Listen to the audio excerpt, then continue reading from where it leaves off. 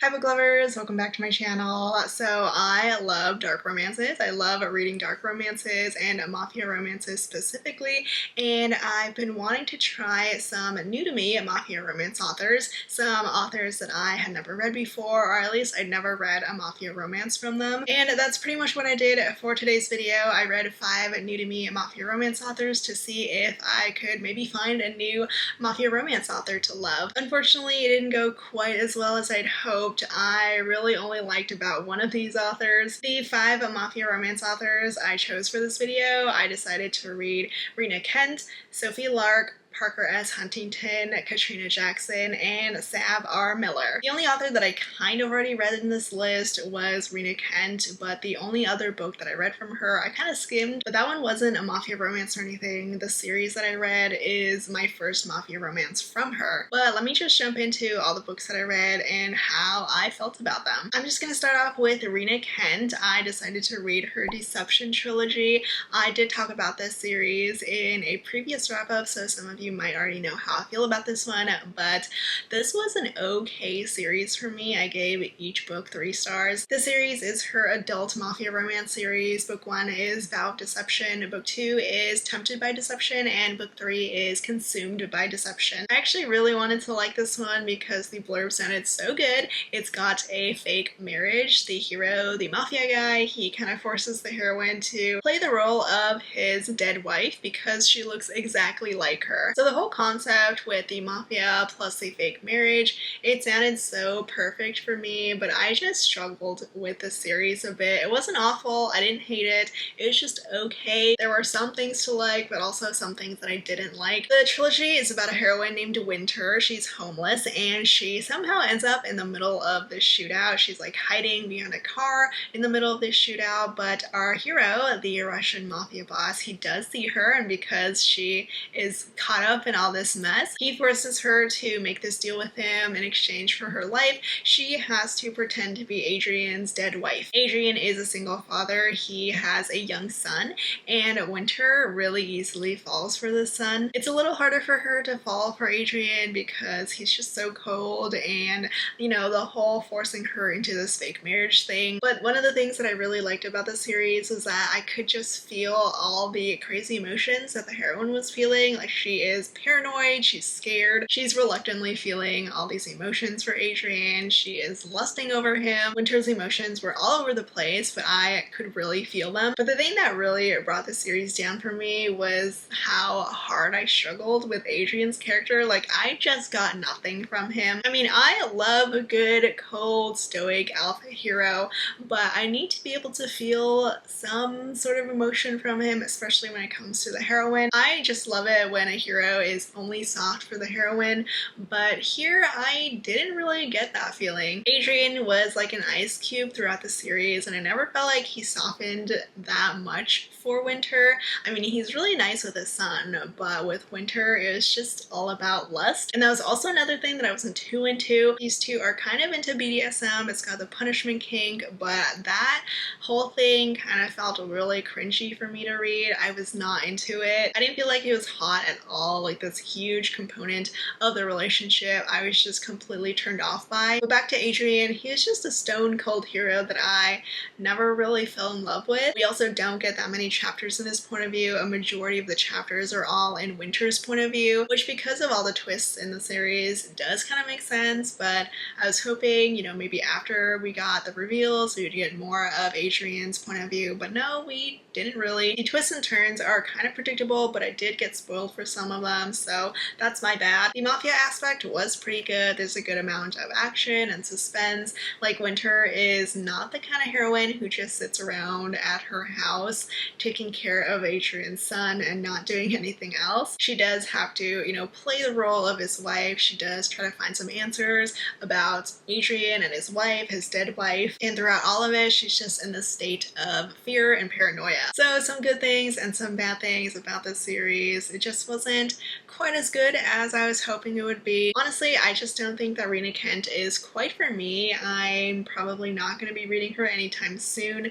I will say there was a couple in this trilogy that was in a previous duet, I believe. They were intriguing enough for me to maybe give them a try, but definitely not anytime soon. I then finally read some Sophie Lark after so many people have raved about her. I see her all the time on Instagram and BookTube. Everyone that I know loves her. I originally wanted to read her Kingmaker series because that's a series that I own in paperback, but everyone did tell me that I had to start from the beginning, from the Brutal Birthright series, so that's what I did. I started all the way at Brutal Prince. That was my first Sophie Lark read, and it was okay. I gave it some 3 stars too. This was another book where I also had things I liked and some things that I really didn't like, but I think I just had too high expectations for her because of how many people love her, how many of my friends love her, and they really love this book too, but I ended up giving it 3 stars. So Brutal Prince is the first book in the Brutal Birthright series, which centers around this group of Italian mafia siblings. This first one is about the one and only sister. Ida is like a rebellious tomboy. She loves her brothers. She tries to do everything with them, and she goes with them to crash their rival family's party, who is the hero's family. Callum's family is the Irish mafia, and I believe they're like new money, new mafia family versus Ida's old traditional one. But they are 2 rival mafia families who live in Chicago, so this is an enemies to lovers romance, and it's got a marriage of convenience. And the reason why there's a marriage of convenience is because while Ida is at that party that she crashed, she sets a room in Callum's house on fire in order to create a distraction so she can escape, and that just creates such a mess. First, Callum retaliates by breaking one of Ida's brother's legs. She throws away one of his precious heirlooms, and this all leads to the parents forcing Callum and Ida into this marriage of convenience to unite the families and stop all the fighting. Callum and Ida absolutely hate each other as enemies to lovers, with a heavy emphasis on enemies. Every time they see each other, they pretty much try to kill one another, and usually I do enjoy this kind of back and forth, this banter, this chemistry, but I really didn't feel it here because I hated how bratty Callum was. I was totally fine with Ida being immature and starting fights all the time because she's literally like 18 or 19, but Callum is a good 10 years plus older than her. He is an actual 30-year-old man who kept acting like a child. He just read so young in his book. If he was in his early 20s or something, I would have been way more okay with it, but no, he's 30. But he didn't act like an older hero. He didn't act like he was 10 years older than Ida. He didn't act like he was this prince, this heir of a powerful Irish mafia family. Callum felt so childish to me, and it's not like he couldn't fight back against Ida because he's older, but he was just whining all the time, and all of that just wasn't hot to me. But I can see why people love it. I can see why people love all this fighting, their enemies to lovers relationship. The part with the strawberry at the wedding was good, but the whole thing just didn't really work for me. The pacing was a little odd for me too. At one moment it's all about the fighting, and then it was all about the romance, and then it just randomly turned into all about the mafia plot, which got resolved really easily. I didn't love this one, but it's not a bad start to the series because I do really like all of Ida's siblings, all of her brothers. Hopefully the rest of the series is better than this one for me, but I'm still glad that I finally got to read Sophie Lark because at least now I don't feel like I'm missing out. My next author was Katrina Jackson. I actually read 2 books from her, a full-length book and a novella. These 2 are part of the Family series, her Mafia romance series, and each book is about a different couple. The novella and pretty much the prequel to the series is called Beautiful and Dirty, and this one is short, sweet, and steamy, so I liked it. I give it 4 stars. This was my first time reading Katrina Jackson. I saw her all the time, especially on Twitter, back when I was on Twitter because I'm not there anymore, but I thought her writing was so fresh and fun here. It's a mafia romance that's actually set in Italy. It's got an older Italian mafia boss and a younger American heroine who has just left her boyfriend back in Rome. Shay walks into Sal's Italian restaurant around, and as soon as he sees her, he is just so in lust. It's very much an insta-lust kind of story, but I mean, it kind of has to, being a novella. These two have this super steamy night together that does end in a surprise. I won't say exactly what, but you can kind of guess. And the only bad thing about this novella is that it ends on a cliffhanger, and Shay and Sal's romance doesn't continue until book 3. So their story concludes in the final book, the last book in the series, and it's still not out yet. So this novella is great if you want something that's short and steamy. There's not too much mafia action here, but I didn't really expect that much in a novella. There's definitely a lot more in the next book, the first full-length book in the series. I read The Hitman right after finishing Beautiful and Dirty, and I was actually really hoping that it would be like a direct sequel, but nope. It was about a different couple, but this one is about Shay's cousin and one of Sal's mafia guys. I like this one as well, but maybe not quite as much as Beautiful and Dirty. It's like 3.5 to 4 stars for me. So Shay's cousin Zara has just been publicly humiliated by her fiance the night before her wedding because he got caught cheating on her. So now she runs away to Italy where she was supposed to have her honeymoon. This is another mafia romance that's set in Italy. I don't really see that too often, even though most of the mafia guys are Italian. So Zara runs away to Italy. She steals her ex's credit cards for her to spend, which I thought was really great. It's there at the place where she was supposed to have her honeymoon that she meets Giulio, who is this gorgeous Italian man, and there's a lot of good chemistry, push and pull between them. They fall into bed together, it gets super steamy, but then the mafia part happens because Zara is unintentionally pulled into Giulio's mafia world. She, of course, has no idea what's going on when someone tries to kill her, but Giulio vows to protect her until he can get her safely back to the US. Most of the rest of the book is these two hiding away in the middle of nowhere and spending it in bed. So the story, I will say, dragged a bit because of this. They don't do too much outside of the bedroom, and both of them are just feeling super angsty about not being able to be with each other because she has to go back to the US. But overall, I did like this one. It's not like the best mafia romance, but it did have a little bit of action, and the romance is surprisingly sweet. Like, the series is definitely a lot sweeter than the other books that I read for this video. Giulio is just so good and sweet to Zara, and I loved seeing that. So if you like your mafia romances that aren't too heavy or dark or violent, the family series is definitely a good one to try. I then finally got to try Parker S. Huntington. She's been on my TBR for a while. She has some big books though, so I've kind of been putting her off, but I finally got to reading her, and my first book from her was Asher Black. This is the first book in her 5 Syndicate series, her Mafia romance series, and it was another okay book. Sadly, didn't fall in love with any of them really. It was another 3-star read for me. I believe Asher Black was her debut, the first book that she ever published, and reading it, it definitely felt like a debut. The writing and pacing is a little choppy, but I didn't, completely hate it or dislike it or anything. It was just noticeable how there needed to be a little bit more editing, but honestly, the more I read, the less I really cared about it. So this one is, of course, a mafia romance, but it's kind of a strange one. It's not too dark or anything, and that's mainly because of how dorky the heroine is. There is so much inner monologue in this book. Lucy has this thing where she goes on tangents in her own mind. It's like a quirk, and it's supposed to be funny, but it's actually not, and it kind of got frustrating to read after she did it like so many times. But anyway, the story itself is a fake engagement mafia romance. The heroine, she goes to a club during her first year of college. She's like this girl with a tragic past, so she never really gets close to anyone. But Lucy finally makes a friend and a roommate, and the two of them go to a club that's owned by her hero, Asher Black. She does see Asher at the club, and he's like this gorgeous, powerful man who may or may not be part of the mafia. Lucy sees something bad happening at the club, so she tries to be a good Samaritan and calls the cops on the club, not knowing that it's a mafia-owned club, not knowing that the cops are paid off. But when she does realize, she recognizes that she now has a target on her back. by Asher. And because of this, she's forced into a fake engagement with Asher himself. So I like that this was a new to college mafia romance. Lucy is in college, we get to see her going to classes, but then that kind of stops after the fake engagement because Asher makes her move into his place, and then that's for her protection. So I kind of wish we got more of the college thing because that part was really fun.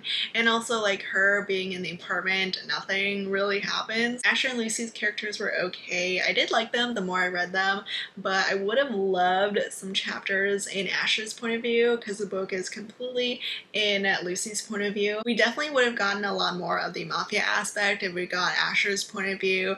And also like for some reason a lot of the book Asher is away doing mafia stuff, so it's just Lucy by herself. They do spend some good amount of time apart, and it would have been nice to see what Asher was actually doing during that time apart. The romance was cute. I did really like any time Asher and Lucy were actually together. They had some good chemistry, some good banter. There's also these quotes about strength or bravery at the beginning of each chapter, and I think they were supposed to be deep and meaningful, but honestly I didn't really read them. Like I could tell the author is trying to make this story a little bit deeper than it was, but that didn't work out too well. So it's not a bad debut, but it definitely could have been better. If anyone has read more of her stuff, please let me know if I should continue with the series. I do want to try her other more popular books like Devious Lies and Darling Venom, but those books are long, so I would at least like to know if there's one that's worth reading. And then the last mafia romance that I read is the one that was the biggest fail.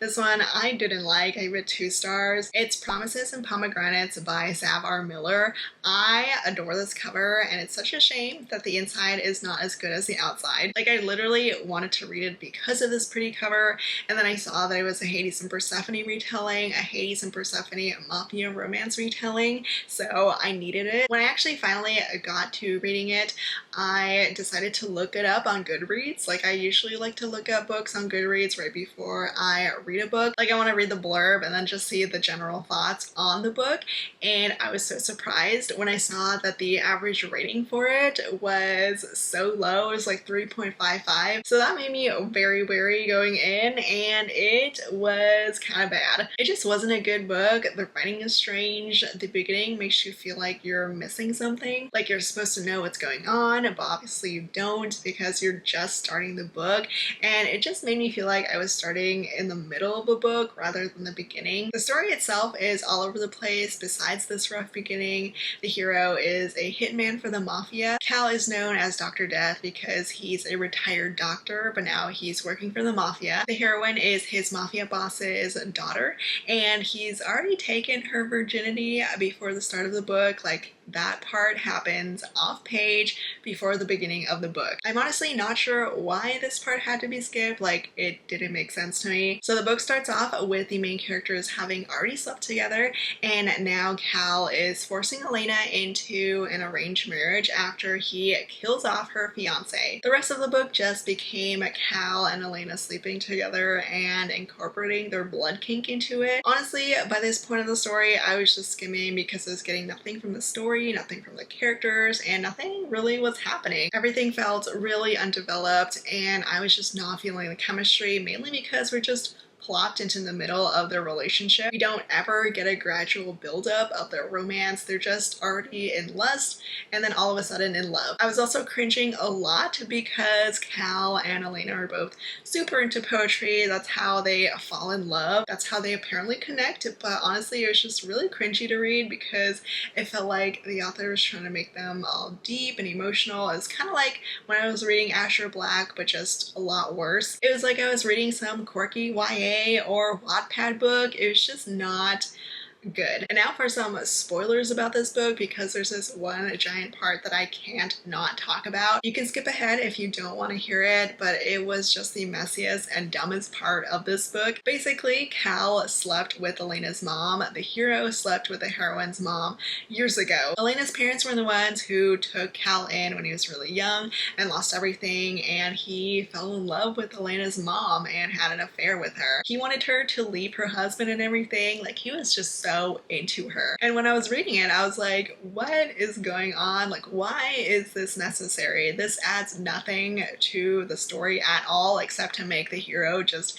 really unattractive and, you know, not hero-like at all, because who wants to read a hero who has slept with a heroine's mom? And then it was made worse because the mom was basically grooming Cal, and I don't know, I was just appalled when I was reading it. I still don't know why the author thought it was a good idea to write this, like why she thought any romance reader would like this. I didn't like any of the characters, I didn't understand them, it was just all over the place. So this one was easily the worst one of this Mafia romance list. I would not recommend it. Honestly, it's just such a shame because it's got such a pretty cover. So that was me trying out some new to me Mafia romance authors. I'm sad that I didn't find like a new top favorite, but at least I liked one of them. And I'm only reading off one author, but let me know your thoughts if you read any of them. I would love to hear what you think. If you have any recommendations for some other Mafia romance authors that you want me to give a try, please let me know. Hopefully you enjoyed it, even though I'm not making a lot of recommendations here. But thank you so much for watching, and I'll see you all next time. Bye!